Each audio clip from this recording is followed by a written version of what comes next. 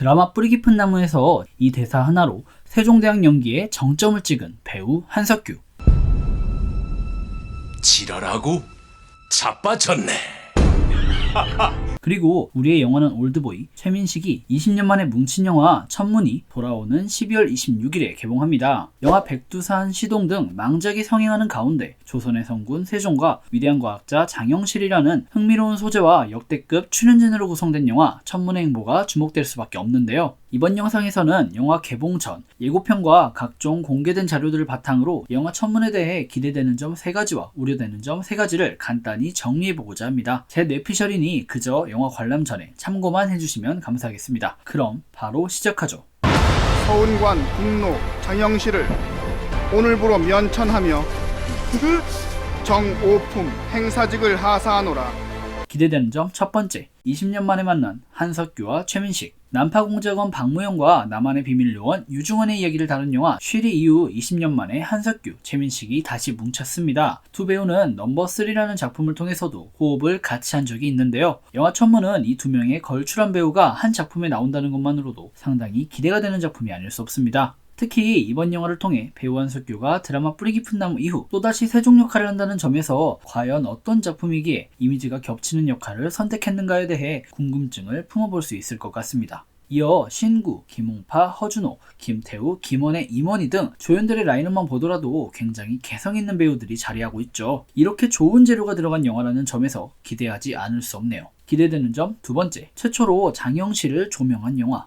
영화 천문은 최초로 장영실을 집중적으로 그려낸 영화입니다. 그간 장영실은 세종대왕이 중심이 된 드라마 대왕세종에서처럼 세종대왕의 보조적 인물로 그려지는 게 보통이었습니다. 2016년에 와서야 송일국이 맡았던 드라마 장영실에 의해 재조명받게 되었죠. 각종 문학작품과 과학 관련 서적, 역사 다큐 등에서 장영실을 자주 다뤄왔던 것과 달리 유독 영화에서는 장영실이 제대로 그려지지 않았습니다. 바로 이러한 점이 영화 천문을 기대하게 만드는 요소일 겁니다. 그간 책으로만 그리고 교과서로만 접해왔던 익숙한 인물에 대해 다뤄낸다는 점이 두 번째 기대 요소라고 생각합니다. 역사에 기록되지 않은 세종대왕과 장영실이라는 인물의 관계는 어떠했으며 왜 장영실이 한순간에 역사에서 사라지게 되었는가? 영화 천문은 장영실이라는 인물에 대해 이해할 수 있는 기회를 제공합니다. 그렇기에 최민식이라는 배우가 맡은 장영실이 어떤 모습으로 등장할지 궁금하죠. 기대되는 점 세 번째, 과학자 장영실과 그의 발명품. 장영실은 역사적 인물인과 동시에 과학자이기도 합니다. 지금처럼 인공위성이나 천문 관측기구 등 과학 문명이 발달하지 않았던 시대, 비상한 아이디어로 앙부일구, 자경루, 혼천이를 제작하는 등 조선의 과학 문명 발달에 큰 영향을 미친 과학자가 바로 장영실이죠. 중화문명권에 속해 있던 조선은 중국의 동의 없이 함부로 달력을 만들거나 천체를 관측하는 것이 금지되어 있습니다. 농경이 중시되었던 시대, 중국에서 들여온 달력은 우리의 농사철과 맞지 않았습니다. 이에 장영실의 발명품은 조선의 기반 산업을 발전시키고 나라를 윤택하게 만드는 데 큰 역할을 할 수 있었죠. 이러한 위대함 때문인지 현 만원권에서는 세종대왕과 더불어 장영실의 발명품이 자리하고 있다는 것을 확인할 수 있습니다. 그렇기에 영화 천문은 위대한 과학자 장영실이 만든 신기한 발명품들에 대해 어떻게 묘사하는지가 굉장히 중요할 겁니다. 그리고 제일 중요한 건 얼마나 현실적으로 묘사하는가입니다. 영화 강대들과 같이 납득이 안 되는 허무맹랑한 과학기술 묘사가 이루어진다면 안 될 거예요. 예고편을 보면 자경루나 혼천이 등 다양한 발명품들이 등장합니다. 이러한 발명품들이 어떤 과정을 통해 만들어졌고 어떻게 활용되었는지 잘 다뤄주길 바라며 이 점을 영화의 기대 요소로 뽑을 수 있지 않을까 합니다. 그럼 이제 우려되는 점에 대해서도 이야기를 해볼까요? 우려되는 점 첫 번째, 한석규는 세종대왕?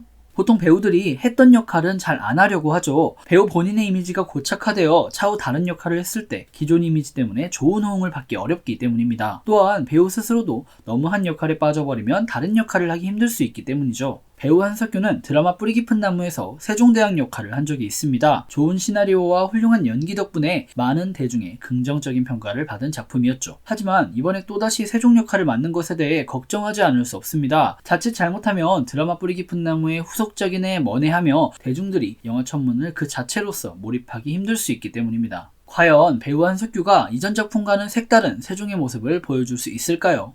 우려되는 점 두 번째, 나란 말싸움이 꼴나지 않을까? 많은 분들께서 아마 이 문제를 생각하고 계실 겁니다. 송강호, 박해일 주연의 나란 말싸미는 걸출한 배우가 출연한다는 점, 세종이라는 전 국민적 공감 소재를 활용한다는 점 등이 엄청난 화제가 되었던 작품입니다. 하지만 막상 뚜껑을 열어보니 망작이었죠. 역사 왜곡은 기본이요, 캐릭터 구성까지 배우들의 훌륭한 연기가 오히려 독이 되었던 작품이었습니다. 그렇기에 동시대를 다룬 영화 천문은 걱정하지 않을 수 없습니다. 예고편을 보니 딱히 역사 왜곡을 한 장면은 보이지 않아요. 다만 우려되는 것은 사실 장영실이라는 인물은 논란이 많은 인물이라는 것입니다.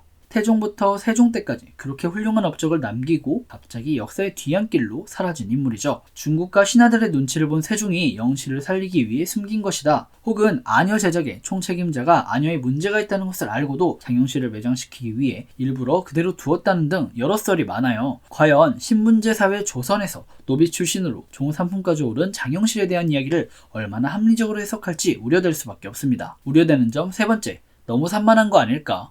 영화 천문의 예고편을 보고 영화의 내용을 짐작하자면 장영실이라는 인물에 대한 이해, 그가 만든 발명품, 세종과 장영실의 관계, 장영실을 둘러싼 당대 정치 상황, 그리고 이러한 맥락 속에서 세종의 이야기 등 다뤄야 할 내용이 너무나도 많아요. 영화의 러닝타임을 보니 132분으로 짧지 않은 구성인데 이 안에서 과연 감독 허진호가 어떤 부분에 주목하여 영화를 전개해 나갈지 우려됩니다. 너무 특정 부분에만 주목한다면 장영실을 다룬 첫 영화로서, 그리고 한석규라는 겹치는 이미지, 나란말싸미의 전적 등 여러모로 욕먹기 쉬운 영화가 될 수도 있습니다. 지금까지 공개된 자료를 바탕으로 영화 천문에 대한 제 내피셜을 말씀드렸는데요. 사실 저는 역사학 전공자로서 상당히 기대가 되는 작품입니다. 자세한 사항은 영화를 보고 온 후 리뷰를 만들 예정이니 돌아오는 12월 26일 극장에서 영화 천문 같이 확인하는 거 어떠신가요? 지금까지 윤공이었고요. 영상이 유익하셨다면 구독과 좋아요, 알람 설정 부탁드립니다. 그리고 영화에 대한 여러분들의 생각을 댓글로 달아주시면 감사하겠습니다.